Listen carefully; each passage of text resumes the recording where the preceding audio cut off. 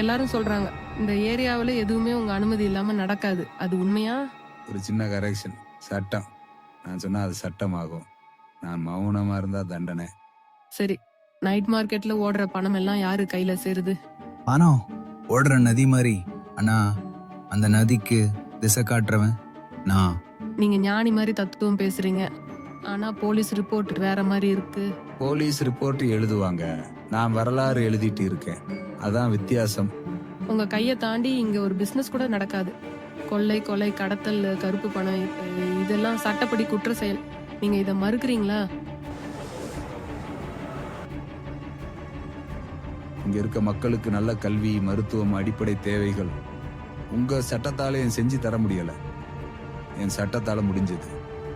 உங்க பார்வையில நான் ரவுடி, இந்த மக்கள் பார்வையில நான் தலைவன். நீங்க மக்கள் நலன்னு பேசுறீங்க, ஆனா நீங்க செய்யற செயல பாதிப்பது மக்களே. நீங்க வெட்டுன ஒருத்தன் ஒரு பொண்ணுக்கு கணவன், ஒரு பெண் குழந்தைக்கு அப்பா.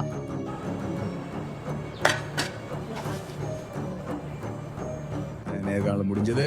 பார்த்து சேஃபா போங்க.